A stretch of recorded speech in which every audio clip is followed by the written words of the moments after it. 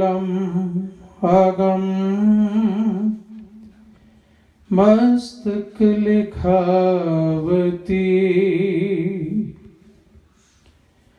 उर्ज रहे सब संग अनूप रूपावती उस्तत कहन न जाए मुखा तुहारिया मोही देख दर्श नानक बलिहारिया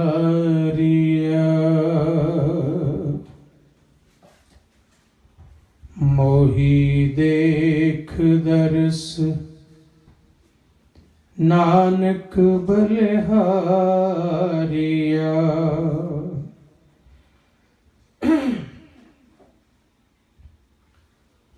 साहिब श्री गुरु ग्रंथ साहिब पातशाह दी साजी निवाजी सत संगत प्यार सत्कार निम्रता सहित फतेह बुलाओ। वाहिगुरु जी का खालसा वाहिगुरु जी की फतेह। सोदर दी चौंकी रहरास साहिब जी का पाठ उपरंत संत भाई सतनाम सिंह जी ने कीर्तन बड़े वजद विच कीता। आगे सुख मेरे मीता पाछे आनंद प्रभ कीता। परमेश्वर बनत बनाई फिर डोलत कतहु नाही। बहुत सोहने उदाहरण दे के गुरु चरणा नाल जोड़िया। फिर संत भाई गगनदीप सिंह जी उन्होंने कीर्तन किया गुर जैसा नाही को देव जिस मस्तक भाग सो लागा सेव। गुर महिमा कलगीधर पिता दा सोहना इतिहास सुनाया। गुरु चरणा नाल जोड़िया।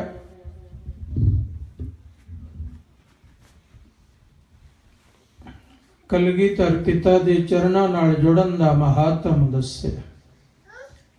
जुड़िया होयां दी कहानी सुनाई। जुड़न दा चाव पैदा कीता।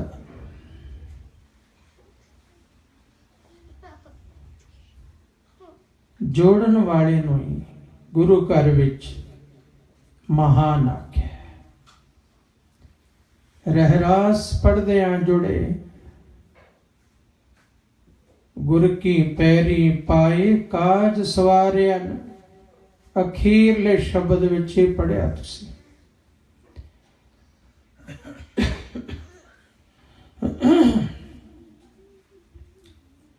हमरी करो हाथ दे रक्षा अरदासां बेनतियां कीतियां।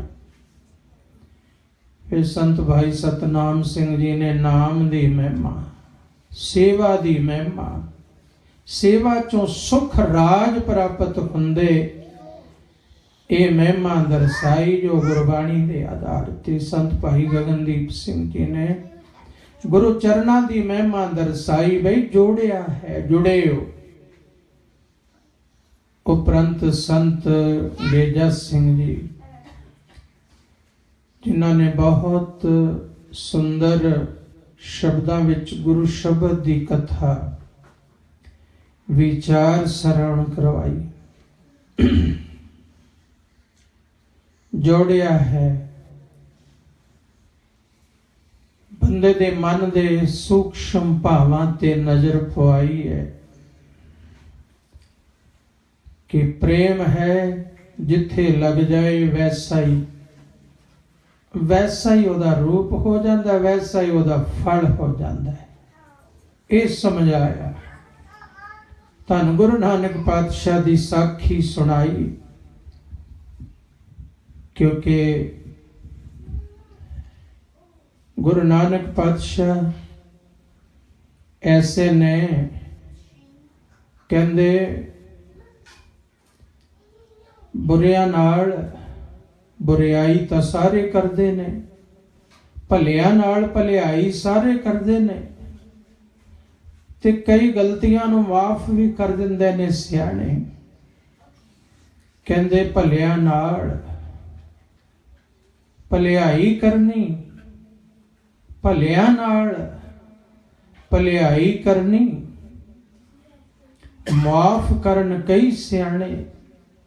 गलती भुल भी माफ कई बार हो जाती है, कोई सियाणा कर दिंदा है, पर बुरियां नाल फिर नेकी करनी, ये गुर नानक जाने। जेड़े बुराई करते रहे उन्हां नाल भी नेकी करनी, उन्हां ते भला करना, उन्हां ते हथ रखना, ये गुरु नानक ही जानदा है, होर नहीं कोई जानदा। ये बचन सुनाया बड़ा प्यारा लग्या, जोड़िया चरना नाल।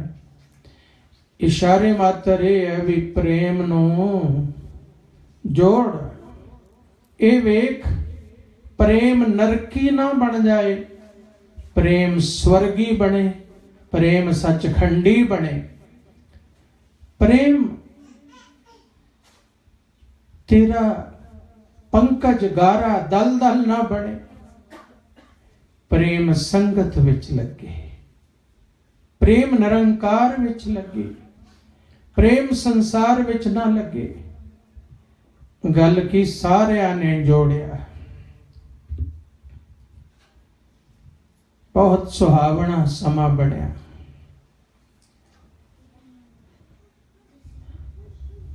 कलगीधर पिता दा अवतार पुरब इन्हां दिनां च मना रही संगतां थां थां, देश विच विदेश विच हर जगह, हर गुरुद्वारा, हर गली, हर कलोनी, हर पिंड, हर नगर, हर स्टेट, हर देश, जिथे भी कुछ सिख बैठे ने, जे गुरुद्वारा नहीं ते घरां विच ही मना रहे ने कलगीधर जी दा अवतार पुरब। बीते कल भी कलगीधर पिता दे जन्म दी कथा इसे जगह हुई।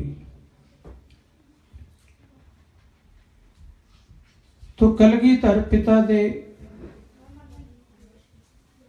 चरना च ध्यान गया।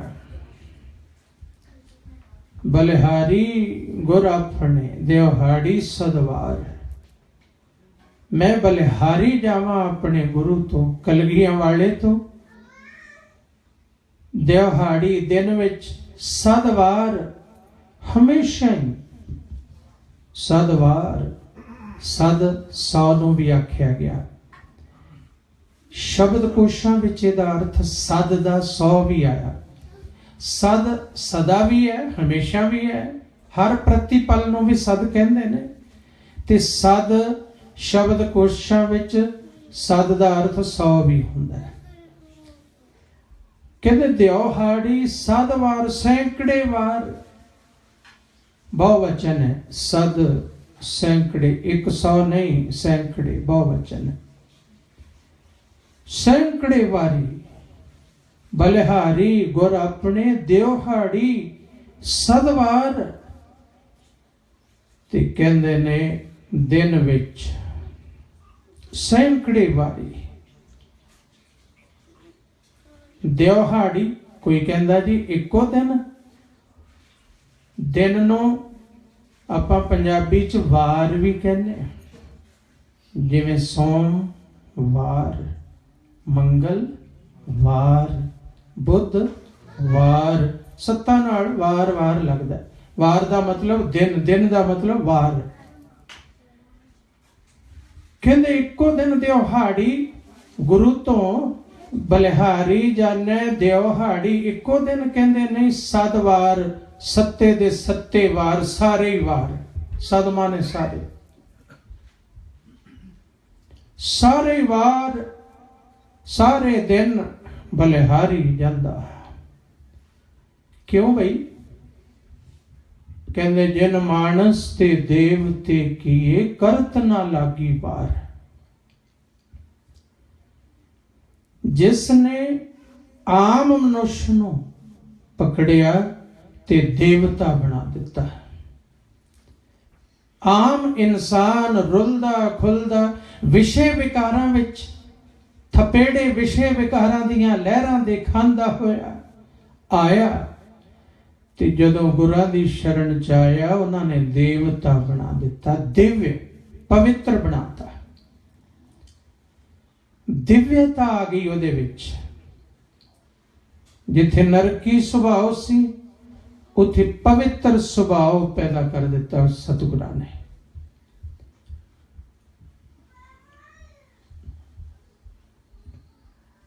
कईयां नूं तां सत संगत दी राही कृपा कीती, शब्द दिता, नाम दिता, मंत्र दिता, वो कमाई कर करके जीव तो ब्रह्म तक पहुंच गए, सिख तो निरंकार दी पदवी तक पहुंच गए। भाई भगीरथ जी वर्गे, भाई मन सुख वर्गे,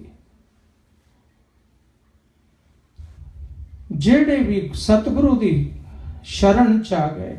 भाई बिधि चंद जी डाके मारदे मारदे पहुंचे गुरु के सिख कोल। ओदा संग होया ते फिर उन्हें ले आंदा गुरु अर्जन देव जी महाराज कोल। ते जदों गुरु अर्जन देव जी कोल आए, संग होया, गुरु धारण कर लिया, नाम ले लिया, ते भाई बिधि चंद जी ब्रह्म ज्ञानी हो गए। ब्रह्म ज्ञानी। जिन मानस ते देवते की है दिव्यता बख्श दिती ते करत ना लागी वार। कहंदे फिर दिन नहीं लगे, वार माने दिन, फिर इत्थे वार है, वार दिन नहीं लगे। उससे समय दिव्यता बख्श दिती। बाबा अदली दे नाल आके बैठ गए सी ना, जदों लोग पिछे लगे होए सी भाई बिधि चंद जी ने, ते बाबा अदली कोल रात नूं नदी दरिया दे किनारे बैठे ने, इशनान करके सुरत विच बैठे ने, शब्द नाल सुरत जोड़ी हुई है बाबा अदली ने। ते इन्हें सोचिया ये रब दा कोई भगत बैठा है, मैनू यही बचावेगा। कहन लगा जी मैं बड़ा बड़ा डाकू हाँ, पर सारे पिंड इकट्ठे होके अद्धी रातों मेरे पिछे लग गए ने ते बचाओ। कहंदे आ ले भाई, मैं आ चादर लैके ऊपर बैठा दरिया किनारे, ते तू भी मेरे नाल आ, इत्थे बैठ जा। नाल बिठा लिया। इन्ना ही संग एक गुरमुख सिख दा होया। वो कहंदे जी की करा? कहंदे मैं वाहिगुरु कहना है ते तू भी नाल नाल वाहिगुरु कह। बाबा अदली, भाई अदली नाम जप रहे ने, गुरु अर्जन देव जी महाराज दे सेवक ने, ते ए डाकू डाके मारदा मारदा आके पहुंच गया भी मैनू पिछे लोग लगे ने, वो मार देणगे, मैनू बचाओ। चादर दे दी, पल्ला दे दिता, उपरों पल्ला दे दिता है, ते साथी बना लिया। आ जिहड़े शब्द पढ़दे हो ना कदे कदे, हर का नाम हृदय नित ध्याई, संगी साथी सगल तराई। जे नाम धारी हो जाओगे, नाम हिरदे च वस जाएगा, कमाइयां करन लग पवोगे, तुहाडे संगी भी तर जाणगे, तुहाडे साथी भी तर जाणगे, साथ रहन वाला भी तर जाएगा। जे अज गुरु धारण नहीं करदा, तुहानू वेख के ते उस नाम दी किरपा नाल कल नू ओ भी नाम धारी हो जाएगा।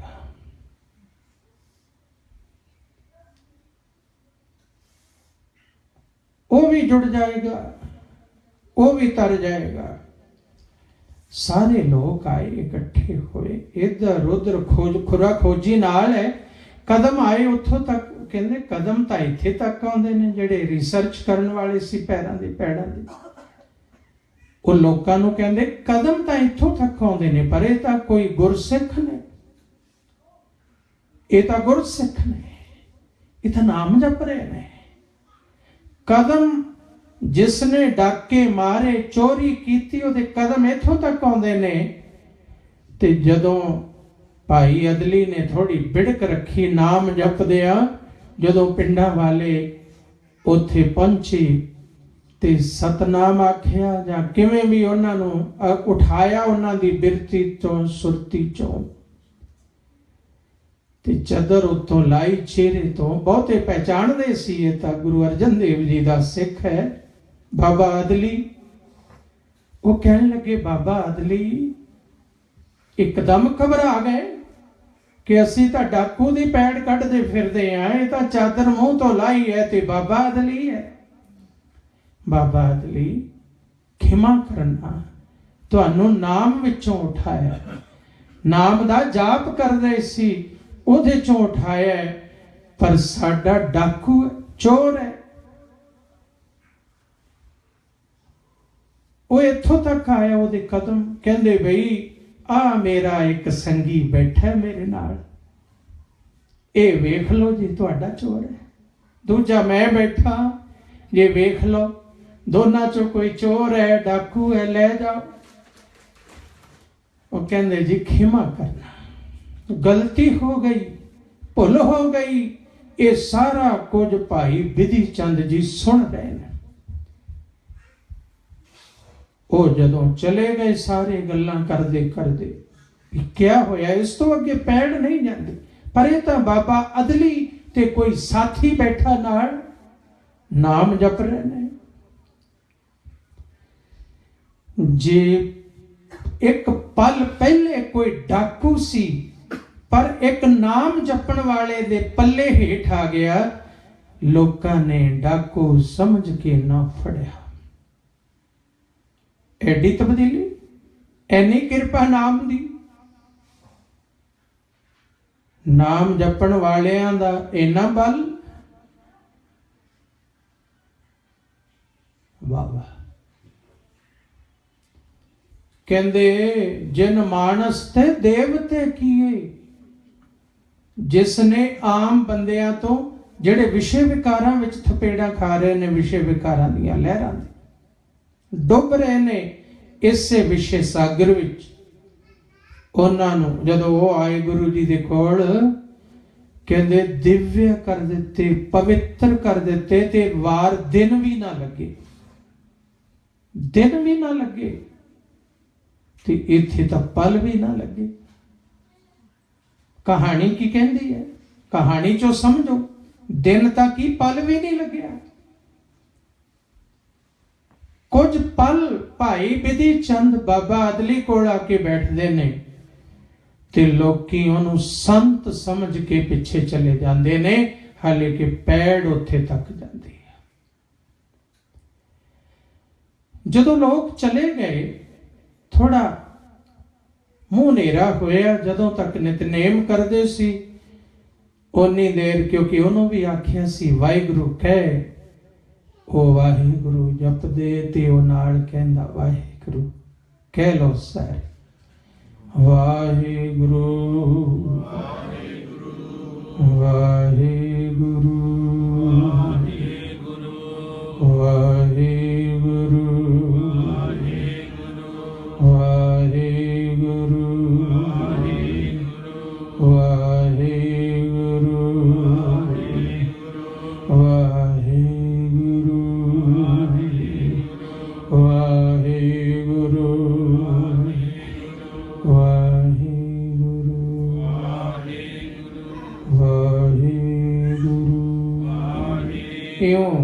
ਜਪ ਰਹੇ ਨੇ। ਪਹਿਲਾਂ ਵੀ ਕੁਝ ਪਲ ਜਪਿਆ, ਜਦੋਂ ਨੱਠਿਆ ਆ ਰਿਹਾ ਸੀ ਅੱਗੇ ਤੇ ਸ਼ਰਨ ਲਈ ਬਾਬੇ ਅਦਲੀ ਦੀ, ਜਦੋਂ ਲੋਕ ਪੁੱਛ ਪੁਛਾ ਕੇ ਚਲੇ ਗਏ, ਬਾਅਦ ਚ ਵੀ ਜਪਦੇ ਰਹੇ। ਬਾਬਾ ਅਦਲੀ ਦੀ ਸੁਰਤ ਤਾਂ ਸ਼ਬਦ ਵਿੱਚ ਜੁੜੀ ਹੋਈ ਸੀ, ਤੇ ਉਹ ਭਾਈ ਬਿਧੀ ਚੰਦ ਦੇ ਹਿਰਦੇ ਵਿੱਚ ਕੋਈ ਤਬਦੀਲੀ ਉਸਲ ਵੱਟੇ ਲੈ ਰਹੀ ਸੀ ਕਿ ਹੈ ਇਹ ਨਾਮ ਐਸੀ ਚੀਜ਼ ਹੈ ਜਿੱਥੋਂ ਲੋਕ ਛੱਡ ਕੇ ਚਲੇ ਜਾਂਦੇ ਨੇ। ਉਹ ਲੋਕ ਮਾਰਨ ਵਾਸਤੇ ਅਗਰਸਰ ਨੇ ਮੇਰੇ ਪਿੱਛੇ, ਅਜੇ ਕੁਝ ਪਲ ਨਾਮ ਦੀ ਸ਼ਰਨ ਲਈ ਹੈ ਤੇ ਨੱਠ ਗਏ ਨੇ, ਸਾਰੇ ਚਲੇ ਗਏ ਛੱਡ ਕੇ। ਨਾਮ ਐਸਾ ਹੈ, ਨਾਮ ਐਸਾ ਹੈ, ਜਹ ਮਾਤ ਪਿਤਾ ਸੁਤ ਮੀਤ ਨਾ ਭਾਈ, ਮਨ ਊਹਾ ਨਾਮ ਤੇਰੇ ਸੰਗ ਸਹਾਈ।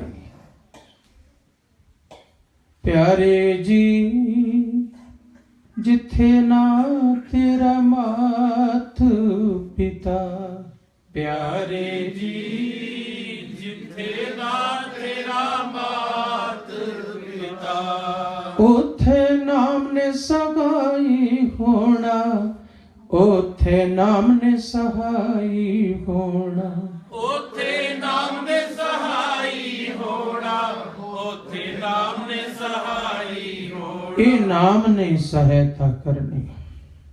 ਉਹ ਗੋਂਦਾ ਗੁੰਦਦਾ ਰਿਹਾ ਤੇ ਜਪਦਿਆਂ ਜਿੱਥੇ ਅੰਤਸ਼ਕਰਣ ਵਿੱਚ ਭਾਵ ਮਨ ਚ ਮੈਲ ਹੀ ਭਰੀ, ਲੋਕਾਂ ਦੀਆਂ ਚੀਜ਼ਾਂ ਖੋ ਖੋ ਕੇ ਖਾਣ ਵਾਲਾ, ਡਾਕੇ ਮਾਰਨ ਵਾਲਾ, ਇੰਨੇ ਸਮੇਂ ਚ ਤਬਦੀਲੀ ਹੋ ਗਈ।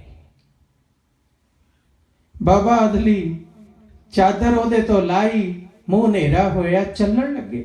ਚੰਗਾ ਭਾਈ ਰੱਬ ਦੇ ਬੰਦੇ, ਤੇਰਾ ਕਾਰਜ ਸਿੱਧ ਹੋ ਗਿਆ, ਹੁਣ ਮੈਂ ਚੱਲਿਆ। ਉਹਨੇ ਚਰਨ ਫੜ ਲਏ, ਕਹਿੰਦੇ ਬਾਬਾ ਹੁਣ ਕਿੱਥੇ ਚੱਲਿਆ, ਹੁਣ ਨਾਲ ਹੀ ਲੈ ਚੱਲ, ਨਾਲ ਹੀ। ਉਹ ਬੜੇ ਹੈਰਾਨ ਕਿ ਡਾਕੂ ਹੈ, ਮੈਨੂੰ ਕਹਿੰਦਾ ਨਾਲ ਲੈ ਚੱਲ। ਕਹਿੰਦੇ ਵੀ ਤੇਰਾ ਰਾਹ ਹੋਰ, ਮੇਰਾ ਰਾਹ ਗੁਰੂ ਵਾਲਾ, ਤੇਰਾ ਰਾਹ ਹੋਰ। ਕਹਿੰਦਾ ਨਹੀਂ, ਅੱਜ ਤੋਂ ਮੈਨੂੰ ਵੀ ਇਸੇ ਰਾਹ ਤੇ ਲੈ ਚਲੋ, ਐਸੇ ਰਾਹ ਤੇ ਲੈ ਚਲੋ। ਕਹਿੰਦੇ ਠੀਕ ਹੈ, ਬਹੁਤ ਚੰਗਾ। ਨਾਲ ਚਲੇ ਗਏ। ਗੁਰੂ ਅਰਜਨ ਦੇਵ ਜੀ ਮਹਾਰਾਜ ਅੰਮ੍ਰਿਤ ਵੇਲੇ ਆਸਾ ਜੀ ਦੀ ਵਾਰ ਦਾ ਕੀਰਤਨ ਸਮਾਪਤੀ ਦੇ ਸਮੇਂ ਤੇ ਪਹੁੰਚਿਆ। ਕੀਰਤਨ ਮਹਾਰਾਜ ਵੀ ਦੀਵਾਨ ਸੁਸ਼ੋਭਿਤ ਨੇ। ਉਧਰੋਂ ਲੋਕ ਫਿਰ ਪੈੜ ਦੱਬਦੇ ਉੱਥੇ ਆ ਗਏ। ਇਤਿਹਾਸ ਕਹਿੰਦਾ ਇਹ ਗੱਲ, ਸਿੱਖ ਇਤਿਹਾਸ। ਤੇ ਜਦੋਂ ਫਿਰ ਉੱਥੇ ਪਹੁੰਚ ਗਏ ਕਿ ਉੱਥੋਂ ਪੈੜ ਚੱਲ ਕੇ ਇੱਥੇ ਪਹੁੰਚੀ ਹੈ, ਸਾਨੂੰ ਰਾਤ ਨਹੀਂ ਦਿਸੀ, ਉਹ ਪੈੜ ਕੇ ਅੱਗੇ ਆਉਂਦੀ ਹੈ। ਉਹ ਤਾਂ ਨਾਮ ਨਹੀਂ ਪੜਦਾ ਪਾਇਆ ਸੀ, ਇੱਕ ਸਾਧੂ ਨੇ ਪੜਦਾ ਪਾਇਆ, ਇੱਕ ਸਿੱਖ ਨੇ, ਕਮਾਈ ਵਾਲੇ ਨੇ ਪੜਦਾ ਪਾਇਆ। ਕਬੀਰ ਜਮ ਕਾ ਠੇਂਗਾ ਬੁਰਾ ਹੈ वो नहीं सहया जाए, एक जो साधु मोहे मिलियो तिन लिया अंचल लाए। ये जमा दी मार बड़ी बुरी है, इसे ही नहीं जानी। कहंदे एक साधु मिलिया जिन्हें पल्ले नाल ला लिया ते जमा दी मार तो बचा दिता। वो हालात भाई बिधी चलते, वो लोकां दी मार बड़ी बुरी सी, सही नहीं सी जानी। पर एक सिख मिल गया कमाई वाला, नाम वाला सिख मिलिया, उन्हें पल्ले ला लिया ते फिर मार ना सहनी पई। उतर नाम दा पढ़दा सी, लोकी सवेरे फिर चल के आ गए। ਇਹ ਹੁਣ ਸੰਗਤ ਵਿੱਚ ਪੈੜ ਆਉਂਦੀ ਹੈ, ਥੋੜੀ ਇਧਰ ਉਧਰ ਗੱਲਬਾਤ ਖੋਈ, ਸੰਗਤ ਵਿੱਚੋਂ ਧਿਆਨ ਥੋੜਾ ਪਿੱਛੇ ਗਿਆ। ਪਿੱਛੇ ਜਿਹੜੇ ਬੈਠੇ ਸਨ ਉਹਨਾਂ ਦਾ ਇਹ ਕੀ ਬੋਲ ਰਹੇ ਨੇ, ਕੀ ਗੱਲਾਂ ਕਰ ਰਹੇ ਨੇ। ਸੰਗਤ ਚੋਂ ਧਿਆਨ ਉੱਠਦਾ ਖਿੰਡਦਾ ਅੱਗੇ ਗੁਰੂ ਸਾਹਿਬ ਕਹਿਣ ਲੱਗੇ ਵੀ ਗੱਲ ਕੀ ਹੈ, ਇਹ ਧਿਆਨ ਕਿਉਂ ਹਿੱਲਦਾ ਸੰਗਤ ਦਾ। ਕਹਿੰਦੇ ਜੀ ਪਿੱਛੇ ਕੁਝ ਲੋਕ ਖਲੋਤੇ ਨੇ, ਉਹ ਕੋਈ ਬੇਨਤੀ ਕਰਨਾ ਚਾਹੁੰਦੇ ਨੇ, ਬੁਲਾ ਲਓ। ਆਏ, ਕਹਿੰਦੇ ਮਹਾਰਾਜ ਸਾਡਾ ਚੋਰ, ਸਾਡਾ ਡਾਕੂ, ਉਹਦੀ ਪੈੜ ਇੱਥੇ ਆਉਂਦੀ ਹੈ।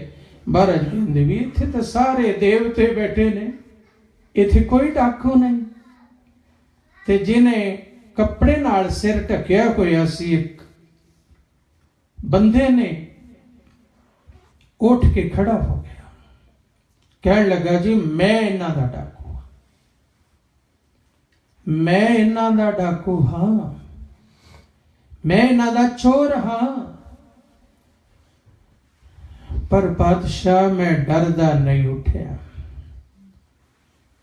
मैनू उठाउण वाले अज तुसी हो, तुहाडे दर्शन ने, तुहाडी पवित्रता है। जो मैनू पवित्रता रूहानीयत तुहाडे चों मिली है, ये उस रूहानीयत दे सदके उठिया, ये डरदा नहीं। ते दूसरी गल मैं बेनती कर दिया कि जे मैं उत्तों पर्दा ला दिता ते जां मैं इन्हां नूं अपना नाम दस दिता कि मैं कौन हां, ये सारे डर के नठ जाएंगे। अद्धी संगत च भी पै जाएगा, जेड़ा मेरे मनहूस मेरा नाम जो जानते ने, डरते ने। पातशाह जेड़े राह तो जावा, पुलिस नहीं पीछे आउंदी। इन्ना भै है मेरे नाम दा, इन्ना डर है मेरे नाम विच। ये तां रात दा समा सी, आम चोर समझ के पीछे पै गए। जे किते इन्हां नूं पता हुंदा कि मैं विधि चंद हाँ, फिर पिछे ना कोई आउंदा। मेरे नाम दा डर है ना। जदों ही नाम दस्सिया विधि चंद, जिन्ने लोग आए सी खिसकदे पिछे ही चले गए। सारे ही पिछे हैं, विधि चंद है, शुक्र है राह च पाला नहीं पिया उहदे नाल। इन्ना डर, इन्ना भै सी। कई लोग डरदे कोलों उठ खड़ोते कि विधि चंद खलोता है, एक खूंखार इंसान है, इहदा तां पुलिस भी पीछा नहीं करती। ते कहण लगे महाराज वो तां चले गए, पर मैं नहीं जाना, मैं हुण आ गया तेरी शरण। आया सी डाकू, एक तेरे सिख दा साथ मिलिया ते ओ सिख ले आया इत्थे तक, ते हुण इथों नहीं जाना। हुण किरपा करो, मैनू सिक्खी दी दात बख्श दिओ, मैनू सिक्खी बख्श दिओ, मैनू नाम बख्श दिओ। फिर भाई विधि चंद जी नू सहब श्री गुरु अर्जन देव जी महाराज ने नाम बख्शिया, गुरमंत्र दिता। कमाई करदियां इथों तक पहुंचे कि भाई विधि चंद जी गुरु अर्जन देव जी दे समय सिक्खी दे प्रचारक थापे गए। प्रचारक, सिक्खी दा प्रचार करन लई थापे गए। कदे किसे इलाके च जांदे ने प्रचार करन, कदे किसे। उस तो बाद छेवें पातशाह वेले वो प्रचारक भी थापे रहे। ते फिर छेवें पातशाह ने जदों सिखां दी फौज खड़ी करनी शुरू की, फौजां दी प्रैक्टिस, सिखलाई, घोड़सवारी, नेजाबाजी, ये सब छेवें पातशाह ने जदों शुरू कराया, ते भाई विधि चंद जी उस सेना दे सेनापति बनाए गए। इन्नी योग्यता उन्हां लोकां च। वो एक नरकी जीवन च उठ के आए ते स्वर्गी जीवन च ते वार ना लगी, उन्होंने दिव्यता देन लग्या। तां कहा बलिहारी गुर अपने दिहाड़ी सदवार, जिन मानस ते देवते किए करत न लगी वार। ओ भाई विधि चंद जेड़े छेवें पातशाह नूं एक दिन अपनी बिरधावस्था च कह रहे ने, पातशाह आ मेरा पुत्र है, हुण अज तो इहदे ते किरपा करो, ये आप जी दी शरण विच रहेगा, इहनूं अपने चरणां विच रखना ते मैनूं आग्या बख्शो। छेवें पातशाह कहण लगे, भाई विधि चंद की गल, आग्या क्यों मांग रहे हो? महाराज हुण मेरा अंत समा नेड़े आ गया, काल भी पता उन्होंने। इन्नी उच्ची अवस्था दे मालिक बने सिख कमाई नाल। ये दिव्यता एडी वड्डी उच्ची दिव्यता। महाराज हुण मेरे पुत्र दे सिर ते हथ रखो, हुण ये सेवा निभाएगा गुरु घर दी। फिर अज भी सीना बसीना वो गद्दी उवें चल रही। भाई बिधि चंद जी तो एक दल चलिया, निहंग सिंघां दा दल है एक, जिन्होंने बिधि चंदीए कहने। मूल रूप च भाई बिधि चंद जी तो अगे अगे जिवें सीना बसीना उन्हां दे पुत्र, फिर उन्हां दे पुत्र, फिर उन्हां दी अंश बंश, फिर ब्रह्म ज्ञानी सचखंड वासी संत बाबा दया सिंह जी सुर सिंह वाले दास ने उन्हां दे दर्शन किए। बहुत संत मूर्ति, ध्यानी, ज्ञानी, सूरमे, महाबली संत बाबा दया सिंह जी। हुण उन्हां दा पंज भूतक शरीर नहीं रहा। हुण उन्हां दे सपुत्र परम सत्कारयोग संत बाबा अवतार सिंह जी इस वेले सेवा निभा रहे। ये भाई बिधि चंद जी दी अंश बंश है। ये गल्लां जिउंदियां ने, ये नहीं कि किसी पन्नियां विच लिखी हुई गल सी, समयां दी हवा नाल उड़ गए ते पन्ने ही रह गए, कपोल कल्पनावां रह गई। ऐसा नहीं, वो हरफ लिखे सी, उस तो बाद अज तक उन्हां दे पुत्र, फिर उन्हां दे पुत्र, फिर उन्हां दे पुत्र, ते हुण भी बाबा अवतार सिंह जी है ने।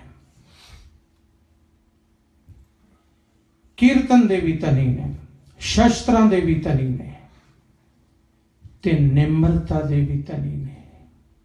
जे इत्थे बैठे होण ऐ धरती नाल सिर लग के बैठे हुंदा ना। निम्रता दे भी धनी, कीर्तन दे भी धनी, शास्त्रां दे भी धनी। दलां च हाथी घाटी होने, पर उन्हां दे दल विच हाथी भी हैगे, हाथी भी हैगे उन्हां दे दल च। घोड़े तां हैं दलां च, पर उन्हां दे दल च हाथी भी ने। चढ़दी कला वाला दल है।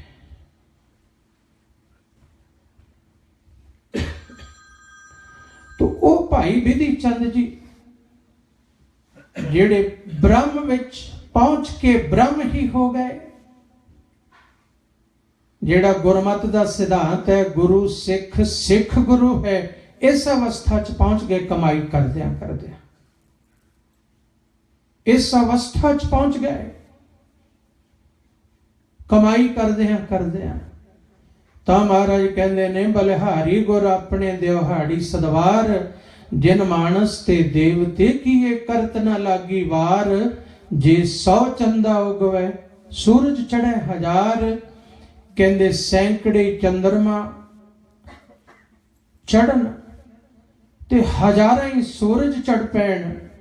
इते चानण हुंदिया गुर बिन घोर अंधार। भावें किन्ना भी चानण बाहर ला हो जाए, भावें जिन्ने मर्जी शास्त्र वाच लवें, जिन्ने मर्जी ग्रंथ पढ़ लवें, मत मतंत्रां दे भेद जान लवें, महाराज कहते जिन्नी देर गुरु की कृपा ना होई अंधेरा ही रहेगा। वो किताबां भी अंधेरा ही रहणगियां। ये चंद ते सूरज अंधेरे ही रहणगे।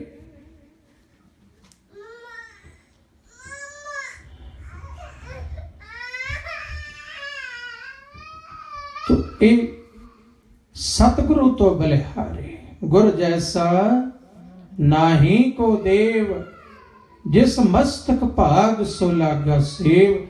क्योंकि गुरु दे हथ विच कलम है, वो रूहानियत भी दे देवे, वो संसार दे पदार्थ भी दे देवे, वो निरंकार दे सचखंड च भी तेरा वासा कर देवे।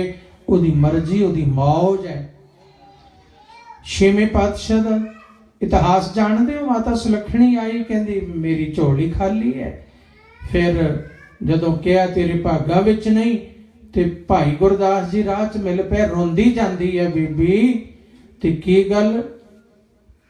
बेटी तू रोंदी क्यों जाती है? इत्थे तो मैं हसदे जाते वेखे ने अज तक, तू क्यों रोंदी जाती है? कहती सारे दरां दी ठुकराई होई, इस दर की सोभा सुन के आई सी, इत्थे बेनती कीती ते उन्होंने भी कह दिता तेरे भागां विच नहीं, ते तां रोंदी जानी है। कहंदा वाह बीबी फिर तू संगत नहीं ना की थी, तेनों नहीं पता गुरु की महिमा क्या है। कहंदी जी सोची पा दियो फिर। कहंदे कल कागज भी ले आई ते कलम भी ले आई, कल फिर बेनती करी। जदों गुरु जी ने कहा ना तेरे भागां विच नहीं, तू कहंदी महाराज जे उत्ते नहीं लिख सके ते इत्थे लिख दिओ, क्योंकि उत्थे भी लिखण वाले तुसी ते इत्थे भी लिखण वाले तुसी हो। इवें होया, कागज कलम ले आई, जा रही बाहरों जदों आ रही है तो गुरु साहब सैर करन जा रहे ने घोड़े, अगों सेवक पहरेदार, फिर शस्त्र चुक्कियां वाले घोड़े, फिर होर, फिर पिछे फौजा महाराज जा रहे ने। अगले पहरेदार ने बेनती की, महाराज ये बीबी आई है, कहती मैं बेनती करनी है, बुलाओ भाई घोड़ा रोके। बीबी कौन है? कहती जी मैं ਚੱਬੇ तो सुलखणी हाँ मेरा नाम। कुछ इतिहासकारां ने माई देसा भी लिखा, रहो विचार पुराने ग्रंथां चों आपां माता सुलखणी ही पढ़ते रहे हैं। ਚੱਬੇ पिंड दी बेनती की, महाराज मैं सुलखणी हाँ। अच्छा कल भी आई सी? हाँ जी कल भी। तेनों दस्या सी तेरे भागां च नहीं, ते फिर कागज भी उत्ते कर दिता, क्योंकि घोड़े ते ही बैठे सन मालिक, मेरी पीरी दे मालिक घोड़े ते ही बैठे बेनती सुन रहे सी। कागज भी फड़ा दिता ते कलम भी फड़ा दिती। कहंदी महाराज दरगाह च भी तुसी लिखना सी, ते जे मेरे भागां करके नहीं लिखिया गया ते हुण इत्थे लिख दिओ, आप नूं की फर्क पैना। कागज फड़ लिया, कहन लगे तैनूं कोई बाबा बुढ़ा जी वर्गा, भाई गुरदास जी वर्गा मिल गया लगदा है, जिन्हें ये भेद दिता कि गुरु विच आ ताकत है। कहंदी हाँ महाराज उन्होंने भाई गुरदास ही शायद कह रहे सन, मैं जानती नहीं, मैं तो कल पहली बार संगत विच आई। कहंदे फिर तो विचोले बन गए हो, एडे मान नाल कह रही हैं। ते महाराज ने कागज फड़िया ते कलम फड़ी, हुण लिखण लगे, एक पर फुरना बन गया। ये दर दर दी ठुकराई हुई है, बड़ी आस नाल आई है, क्यों ना हुण साथी लिख दईए। गुरमुखी दा एक भी कुंडी वाला हुंदा जिहड़ा एक ओंकार दे अगे इउं एक पाउणा, फिर इत्थों फुरना बदलिया ते इउं करता, सत करते, मुंह खुला रखिया मोहतान करता। कागज देख के कहते लै बीबी तू गुरु नानक पातशाह दे दर ते आई है। यो हथ कलम अगम, ये हत्थां विच कलम है मेरे गुरु दे, जिदे तो मैं बलिहारी जावा। कलम ये कलम है हाथ विच, अगम ये कलम दा, इस कलम तक साडी बुद्धि नहीं पहुंच सकती, साडे पैर हथ नहीं पहुंच सकते।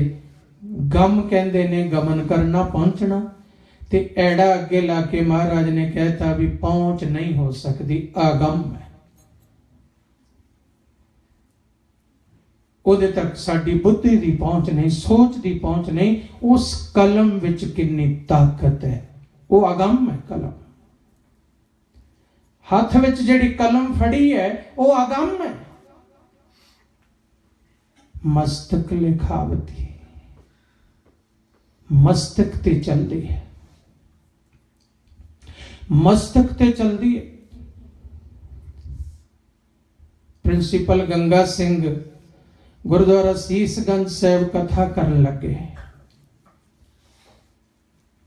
ਤੇ ਕਥਾ ਕਰਨੀ ਹੈ ਫੁਨਹੇ ਦੀ।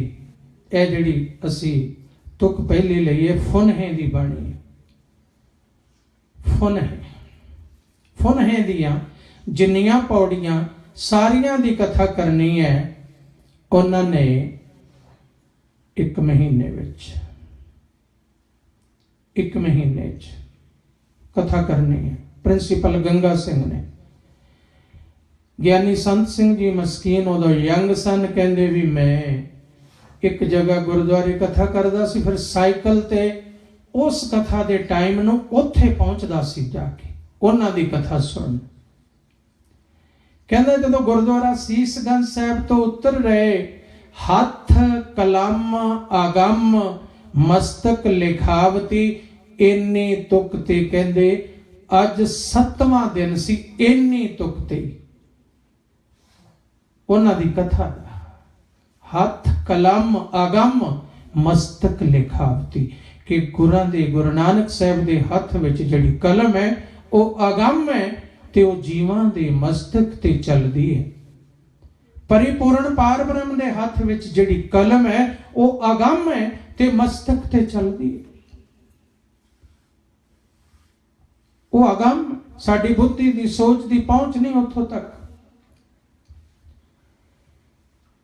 ਉਹ ਮਸਕੀਨ ਜੀ ਕਹਿੰਦੇ ਜਿੱਥੇ ਜੋੜੇ ਲਾਉਂਦੇ ਲੋਕ ਉੱਥੇ ਅਸੀਂ ਮਿਲ ਪਏ ਕਥਾ ਤੋਂ ਬਾਅਦ। 7ਵੇਂ ਦਿਨ ਮਹੀਨੇ ਵਿੱਚ ਸਾਰੇ ਸ਼ਬਦਾਂ ਦੀ ਕਥਾ ਕਰਨੀ ਹੈ। 7 ਦਿਨ ਬੀਤ ਗਏ, ਇੱਕੋ ਤੁਕ ਤੇ ਕਥਾ ਕਰ ਰਹੇ ਨੇ, ਹੱਥ ਕਲਮ ਆਗਮ ਮਸਤਕ ਲਿਖਾਵਤੀ। ਤੇ ਕਹਿੰਦੇ ਜੋੜਾ ਪਾਉਂਦਿਆਂ ਮੈਂ ਉਹਨਾਂ ਨੂੰ ਫਤਿਹ ਬੁਲਾਈ, ਗੋਡੀ ਹੱਥ ਲਾਇਆ ਤੇ ਮੈਂ ਕਿਹਾ ਵੀ ਪ੍ਰਿੰਸੀਪਲ ਸਾਹਿਬ ਭਾਈ ਗੰਗਾ ਸਿੰਘ ਜੀ, ਜਦੋਂ ਉਹ ਕਲਮ ਆਗਮ ਜਦੋਂ ਚੱਲੀ ਤੇ ਤੁਹਾਡੇ ਦਿਮਾਗ ਤੇ ਚੱਲ ਗਈ ਲੱਗਦੀ ਹੈ। ਇੰਨੀ ਬਾਣੀ ਦੀ ਖੋਜ, ਇੰਨਾ ਗਿਆਨ, ਉਹ ਲੱਗਦਾ ਹੈ ਕਲਮ ਤੁਹਾਡੀ ਜ਼ੁਬਾਨ ਤੇ ਚੱਲ ਗਈ ਤੇ ਤੁਹਾਡੇ ਮਸਤਕ ਤੇ ਚੱਲ ਗਈ ਕਿ ਤੂੰ ਗੁਰਬਾਣੀ ਦੀ ਕਥਾ ਐਵੇਂ ਕਰੇਗਾ। ਹੱਥ ਕਲਮ ਆਗਮ ਮਸਤਕ ਲਿਖਾਵਤੀ। ਦੂਰ ਦਰਾਜ ਤੋਂ ਸੰਗਤ ਕਲਗੀਆਂ ਵਾਲੇ ਕੋਲ ਆ ਰਹੀ ਹੈ ਤੇ ਰਾਹ 'ਚ ਕਿਸੇ ਡੇਰੇ ਵਿੱਚ ਰੁਕੀ। ਕੋਈ ਮਹਾਤਮਾ ਨੇ, ਸੰਗਤ ਲਈ ਦਰਵਾਜ਼ੇ ਖੁੱਲੇ ਰਹਿੰਦੇ ਨੇ ਉਹਨਾਂ ਦੇ, ਜੋ ਸੰਗਤਾਂ ਗੁਰੂ ਘਰ ਨੂੰ ਜਾਂਦੀਆਂ ਨੇ। ਕਿਧਰੋਂ ਦੂਰ ਦਰਾਜ ਤੋਂ ਆਈਆਂ ਸੰਗਤਾਂ ਰਾਹ ਵਿੱਚ ਟਿਕੀਆਂ। ਸੰਗਤ ਨਾਲ ਪਰਿਵਾਰ ਦਾ ਇੱਕ ਬੱਚਾ ਜਿਹਦੀ ਛੋਟੀ ਜੀ ਉਮਰ ਹੈ ਤੇ ਪਿਆਰੇ ਪਿਆਰੇ ਕਈ ਬੱਚੇ ਹੁੰਦੇ ਆ ਜਿਹਨੂੰ ਬਹਿਣ ਦੀ ਬੜੀ ਸੋਝੀ, ਕਈਆਂ ਨੂੰ ਝੂਮਣ ਦੀ ਬੜੀ ਸੋਝੀ। ਕਈ ਬੱਚੇ ਜਿਉਂ ਅੱਖਾਂ ਬੰਦ ਕਰਕੇ ਸੰਗਤ 'ਚ ਬਹਿੰਦੇ ਨੇ, ਉੱਠਦੇ ਹੀ ਨਹੀਂ। ਸਾਰਿਆਂ ਦਾ ਧਿਆਨ ਉਹਨਾਂ ਵੱਲ ਚਲਿਆ ਜਾਂਦਾ। ਉਹ ਸੰਤ ਉਸ ਬੱਚੇ ਵੱਲ ਵੇਖ ਕੇ ਤੇ ਉਹਨੂੰ ਕੋਲ ਬੁਲਾਉਂਦੇ ਨੇ ਤੇ ਪਿਆਰ ਕਰਦੇ ਨੇ ਤੇ ਹੱਥ ਵੇਖ ਲਿਆ। ਉਹ ਕਹਿੰਦੇ ਵੀ ਹਾਂ ਅਫਸੋਸ, ਇਹਦੀ ਤਾਂ ਉਮਰ ਬੜੀ ਛੋਟੀ ਹੈ। ਪਰਿਵਾਰ ਦਾ ਦਿਲ ਕੰਬ ਗਿਆ। ਕਹਿੰਦੇ ਮਹਾਂਪੁਰਸ਼ੋ ਕਿੰਨੇ ਕੁ? ਕਹਿੰਦੇ ਬਸ 9 ਸਾਲ। 9 ਸਾਲ ਉਮਰ। ਇੰਨਾ ਲਾਇਕ ਬੱਚਾ ਤੇ 9 ਵਰਿਆਂ ਦਾ ਹੋ ਕੇ ਮਰ ਜਾਏਗਾ। ਮਾਪਿਆਂ ਸਾਹਮਣੇ ਬੱਚਾ ਜਾਏ, ਕਿੱਡਾ ਭਾਰੀ ਦੁੱਖ।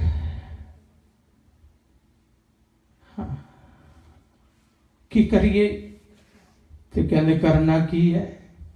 ਜਿੱਥੇ ਜਾ ਰਹੇ ਹੋ ਨਾ ਕਲਗੀਆਂ ਵਾਲੇ ਕੋਲ, ਜਿੱਥੇ ਜਾ ਰਹੇ ਹੋ ਬਾਜਾਂ ਵਾਲੇ ਕੋਲ, ਉੱਥੇ ਬੇਨਤੀ ਕਰਿਓ ਤੇ ਸਾਰੀ ਸੰਗਤ ਬੇਨਤੀ ਕਰਿਓ। ਇਵੇਂ ਹੋਇਆ, ਅਨੰਦਪੁਰ ਸਾਹਿਬ ਪਹੁੰਚੇ, ਬੇਨਤੀ ਕੀਤੀ, ਦੂਜੇ ਤੀਜੇ ਦਿਨ ਸਾਰੀ ਸੰਗਤ ਮਿਲ ਗਈ।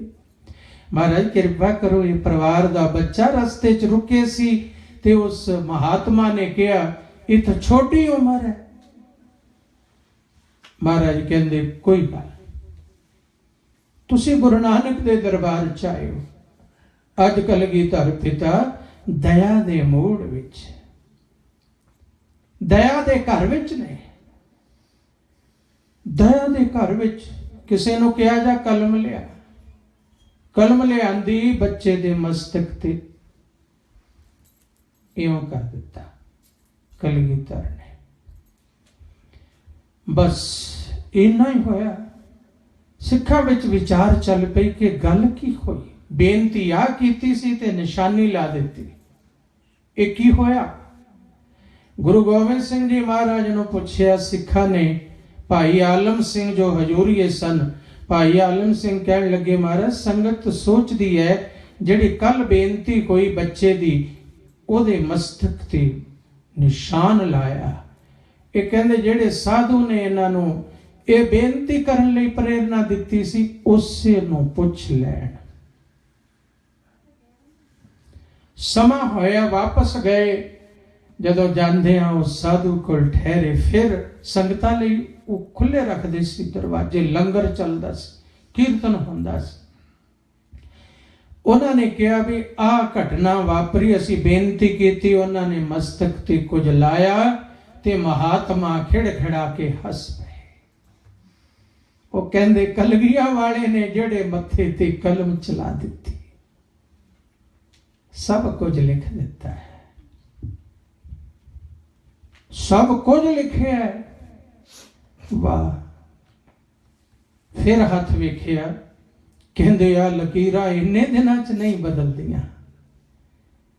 ਜਿਹੜੀ 9 ਸਾਲ ਤੇ ਲਕੀਰ ਖਤਮ ਹੁੰਦੀ ਸੀ, ਅੱਜ 90 ਸਾਲ ਤੇ ਖਤਮ ਹੁੰਦੀ ਹੈ। ਉਹ ਜਿਹੜੀ ਬਿੰਦੀ ਲਾਈ ਉਹ ਨਾਏ ਦੇ ਅੱਗੇ ਲਾਈ ਕਲਗੀਆਂ ਵਾਲੇ ਨੇ। ਉਹ ਬਿੰਦੀ ਲਾਈ 9 ਦੇ ਅੱਗੇ 90 ਬਣਾ ਦਿੱਤੇ। ਇਹ ਹੁਣ 90 ਵਰਿਆਂ ਦਾ ਹੋ ਕੇ ਜਾਏਗਾ। ਤੋ ਬਲਹਾਰੀ ਗੁਰ ਆਪਣੇ ਦਿਹਾੜੀ ਸਦਵਾਰ, ਜਨ ਮਾਨਸ ਤੇ ਦੇਵਤੇ ਕੀ ਇਹ ਕਰਤ ਨਾ ਲਾਗੀ ਵਾਰ। ਹਸਤ ਹੱਥ ਕਲਮ ਆਗਮ ਮਸਤਕ ਲਿਖਾ ਹੁੰਦੀ। ਇਹ ਗੁਰੂ ਦੇ ਹੱਥ ਕਲਮ ਹੈ। ਇਸ ਲਈ ਬਾਬਾ ਈਸ਼ਰ ਸਿੰਘ ਜੀ ਮਹਾਰਾਜ ਬਚਨ ਕਰਦੇ ਸਨ, ਚਰਨਾਂ ਨਾਲ ਜੁੜੇ ਰਹੋ। ਜਿਹੜਾ ਮਾਪਿਆਂ ਨੂੰ ਸਵੇਰੇ ਚਰਨੀ ਪਾਉਣਾ ਕਰਦਾ ਨਾ, ਸੁਭਾਵਕ ਹੀ ਮਾਪਿਆਂ ਦਾ ਹੱਥ ਸਿਰ ਤੇ ਆ ਜਾਂਦਾ ਹੈ। ਅਸੀਸ ਆ ਜਾਂਦੀ।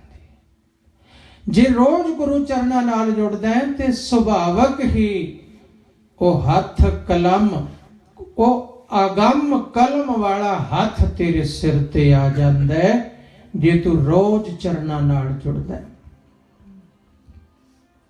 ਰੋਜ਼ ਜੁੜ ਚਰਨਾਂ ਨਾਲ ਤੇ ਰੋਜ਼ ਤੇਰੇ ਮਸਤਕ ਤੇ ਉਹ ਹੱਥ ਆਏ। ਸਮਰੱਥ ਗੁਰੂ ਸਿਰ ਹੱਥ ਧਰੇ, ਸਮਰੱਥ ਗੁਰੂ ਸਿਰ ਹੱਥ ਧਰਿਓ। ਮੇਰੇ ਹੀਰੇ ਰਤਨ ਨਾਮ ਹਰ ਬਸਿਆ, ਗੁਰ ਹੱਥ ਧਰਿਓ ਮੇਰੇ ਮਾਥਾ।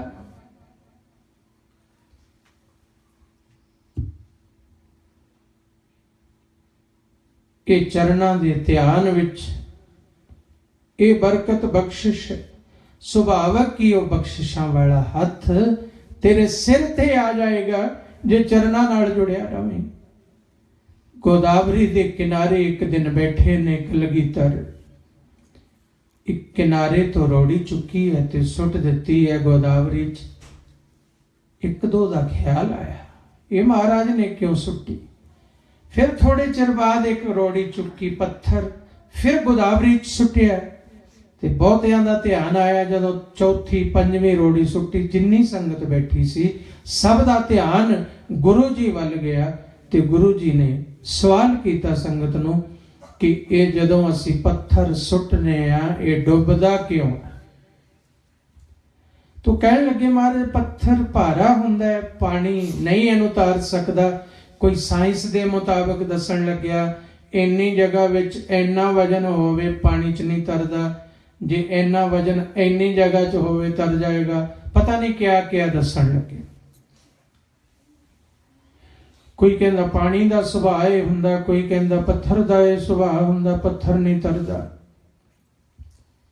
ਆਖਰ ਜਦੋਂ ਗੱਲ ਜੋ ਰਮਜ਼ ਦੇਣਾ ਚਾਹੁੰਦੇ ਨੇ ਉਹ ਰਮਜ਼ ਨਾ ਆਈ ਤੇ ਭਾਈ ਦਇਆ ਸਿੰਘ ਨੂੰ ਕਹਿੰਦੇ, ਭਾਈ ਦਇਆ ਸਿੰਘ ਦੱਸੋ, ਤੁਸੀਂ ਦੱਸੋ ਇਹ ਪੱਥਰ ਕਿਉਂ ਡੁੱਬ ਜਾਂਦਾ ਹੈ? ਉਹ ਕਹਿੰਦੇ ਜੀ ਮੈਨੂੰ ਨਹੀਂ ਪਤਾ ਕਿਉਂ ਡੁੱਬ ਜਾਂਦਾ, ਮੈਂ ਇੱਕ ਗੱਲ ਜਾਣਦਾ, ਕਲਗੀਆਂ ਵਾਲਿਆ, हे ਗੁਰੂ ਗੋਬਿੰਦ ਸਿੰਘ ਸਾਹਿਬ ਪਾਤਸ਼ਾਹ, हे ਬਾਝਾਂ ਵਾਲਿਆ,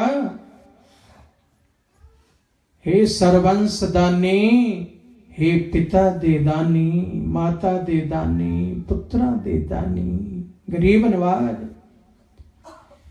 ਮੈਂ ਨਹੀਂ ਜਾਣਦਾ ਪਾਣੀ ਦਾ ਸੁਭਾਅ ਕੀ ਹੈ, ਮੈਂ ਨਹੀਂ ਜਾਣਦਾ ਪੱਥਰ ਦਾ ਸੁਭਾਅ ਕੀ ਹੈ, ਮੈਂ ਨਹੀਂ ਜਾਣਦਾ ਵਿਗਿਆਨਿਕ ਨਿਯਮ ਕੀ ਹੈ, ਪਰ ਮੈਂ ਇੰਨੀ ਗੱਲ ਜਾਣਦਾ, ਜਿਹੜਾ ਤੇਰੇ ਹੱਥੋਂ ਛੁੱਟ ਗਿਆ ਉਹ ਡੁੱਬ ਹੀ ਗਿਆ, ਭਾਵੇਂ ਪੱਥਰ ਹੋਵੇ ਤੇ ਭਾਵੇਂ ਬੰਦਾ ਹੋਵੇ।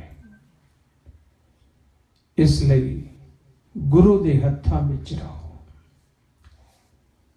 ਗੁਰਮਤ ਵਿੱਚ ਰਹੋ, ਸਦਾ ਗੁਰਮਤ ਦੇ ਧਾਰਨੀ ਹੋਵੋ, ਆਪਣੇ ਜੀਵਨ ਨੂੰ ਗੁਰੂ ਹੱਥਾਂ 'ਚ ਸੌਂਪੀ ਰੱਖੋ, ਆਪਣੀਆਂ ਮਰਜ਼ੀਆਂ ਕਰਨੀਆਂ ਬੰਦ ਕਰ ਦਿਓ, ਕੇਵਲ ਗੁਰੂ ਦੇ ਮਾਰਗ ਤੇ ਚੱਲੋ, ਗੁਰੂ ਪਰਾਇਣ ਹੋ ਜਾਵੋ, ਮਹਾਰਾਜ ਦਇਆ ਕਰਨ, ਜੀਵਨ ਸਫਲਾ ਹੋ ਜਾਏ। ਵਾਹਿਗੁਰੂ ਜੀ ਕਾ ਖਾਲਸਾ, ਵਾਹਿਗੁਰੂ ਜੀ ਕੀ ਫਤਿਹ।